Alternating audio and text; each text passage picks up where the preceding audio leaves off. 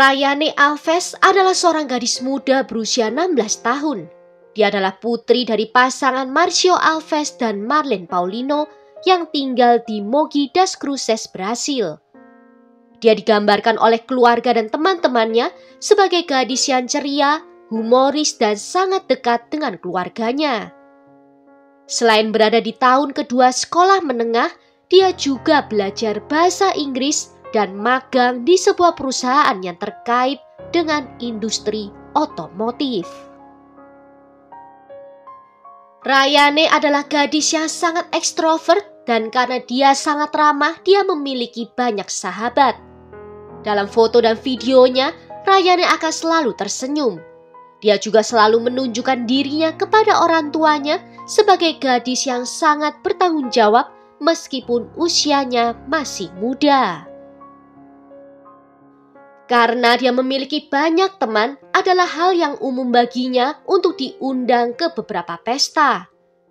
Meskipun dia memiliki sedikit waktu luang karena masih harus bekerja, bersekolah, dan mengikuti kursus bahasa Inggris, Rayane mencoba memanfaatkan waktu luangnya untuk bisa sering menghabiskan waktu dengan teman-temannya.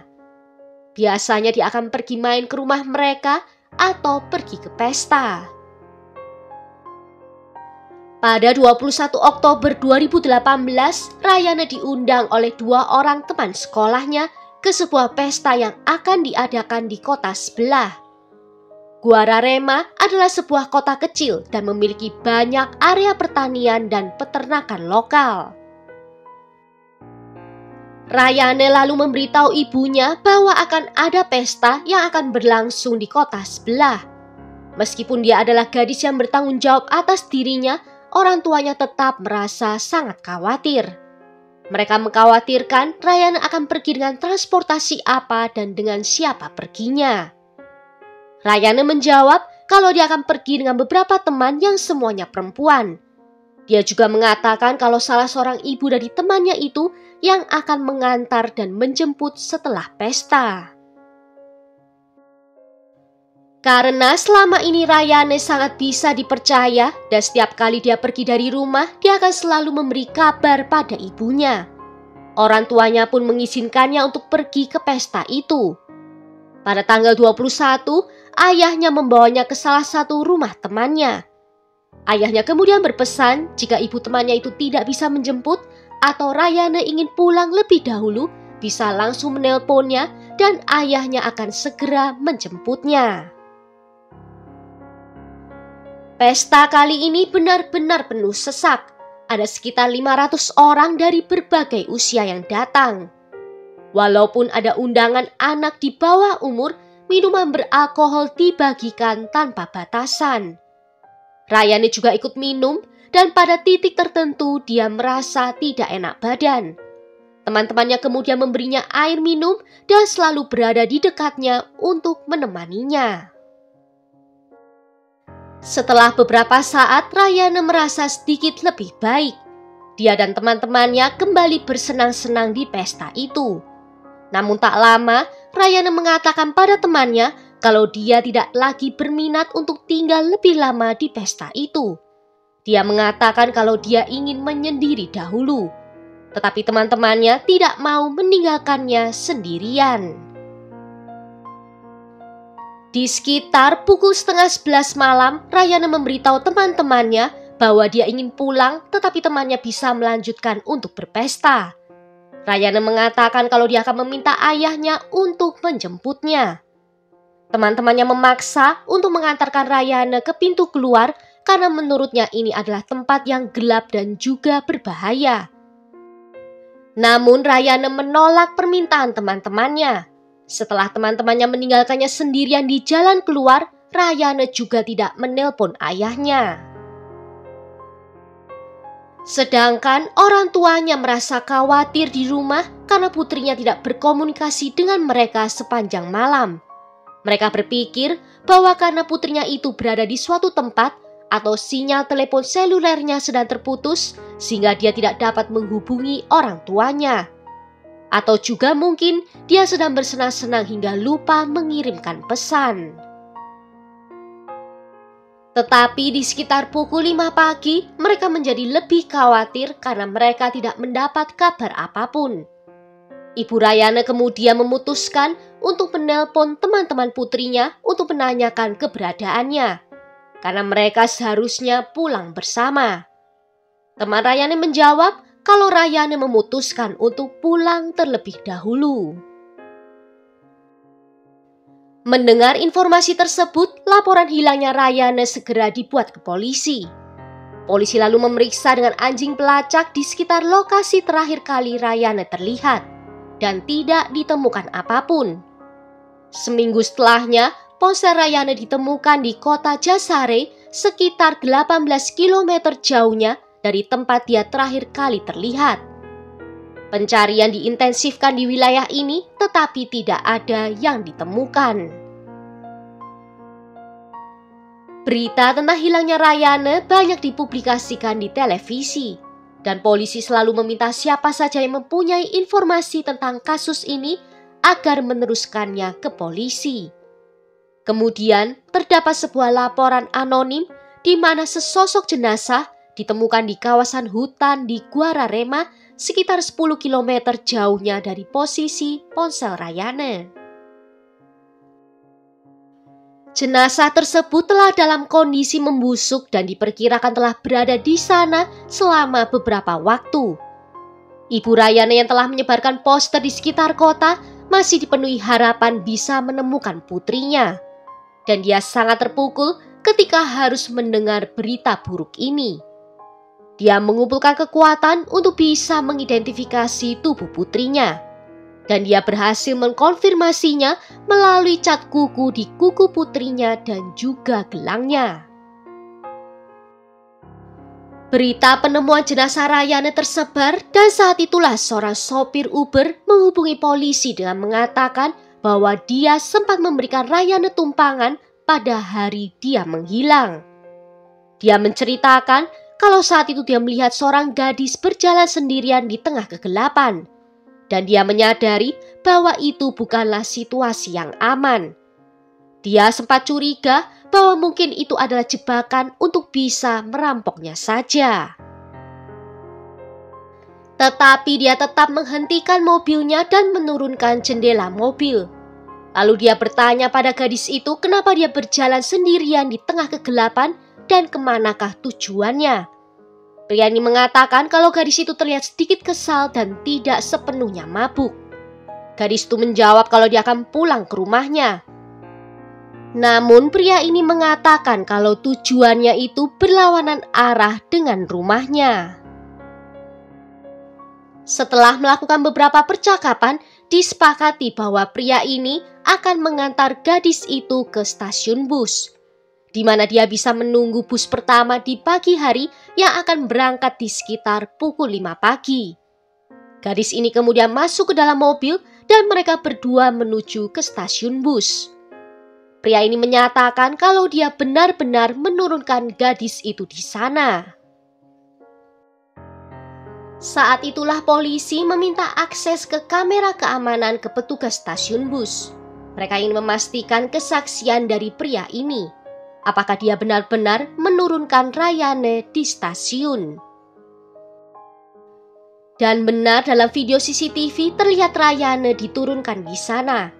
Dia kemudian terlihat duduk di suatu tempat sampai seorang penjaga keamanan stasiun bus berjalan mendekatinya dan mereka bertukar beberapa kata.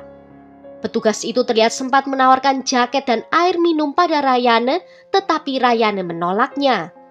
Namun tak lama setelahnya, Rayana terlihat pergi bersamanya.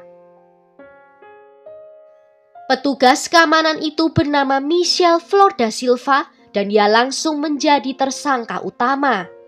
Polisi segera membawanya untuk diinterogasi. Mengetahui bahwa polisi telah melihat gambar dari kamera keamanan dan juga ada bukti lain dari lokasi jenazah ditemukan, yaitu ditemukan sebuah bolpen berwarna hijau yang terdapat sidik jari dari Michelle. Michelle langsung mengakui bahwa dia memang telah membunuh Rayana. Dia lalu menyampaikan versi ceritanya di mana katanya dia menawarkan akan mengantarkan Rayana pulang ke rumahnya. Rayana menyetujui tawaran itu dan kemudian mereka berdua pergi meninggalkan stasiun. Namun di tengah jalan, Rayana meminta agar mereka lanjut bersenang-senang di pesta yang lain. Dan keduanya memutuskan untuk pergi ke pesta yang ada di Jasare. Dalam perjalanan, mereka berciuman dan melakukan hubungan seksual yang katanya dilakukan Rayana atas dasar suka sama suka. Menurutnya, setelah berhubungan seksual, Rayana menjadi ketakutan dan menuduhnya telah melecehkannya dan akan melaporkannya ke ayahnya yang adalah seorang petugas polisi. Rayana juga mulai marah dan mulai memukulinya. Michelle mengaku putus asa karena dituduh secara salah. Dia kemudian mencoba menghentikan serangan Rayana. Michelle yang ahli dalam seni bela diri mengaku telah menekan leher Rayana dengan kuat sampai dia hilang kesadaran. Dia memeriksa apakah Rayana masih hidup atau tidak, dan saat itu Rayana masih hidup. Michelle kemudian memasukkannya ke dalam mobil dan membawanya ke arah ke kawasan hutan. Karena masih merasa takut dituduh telah melecehkannya, Michelle melepas salah satu tali sepatu botnya, mengikat leher Rayana dengan kuat hingga dia kehilangan nyawanya. Setelah itu Michelle mengeluarkan jenazah Rayana dari mobil dan meninggalkannya di area semak-semak yang sepi. Saat polisi menyelidiki kehidupan Michelle, mereka menemukan banyak hal yang aneh tentangnya. Polisi menemukan kalau Michelle pernah menelpon mereka dan memberikan informasi palsu. Dan juga menulis komentar di Facebook dalam postingan hilangnya Rayana, di mana seakan-akan dia tidak mengetahui informasi apapun. Michelle telah menikah dan memiliki seorang putra dan sering memposting foto keluarga di Facebooknya. Dia tidak memiliki riwayat kejahatan. Selain bekerja sebagai seorang satpam di stasiun bus, dia juga adalah seorang anggota pemadam kebakaran. Dengan latar belakang pekerjaannya, seharusnya memberinya pengetahuan apakah Rayana masih hidup atau tidak saat itu.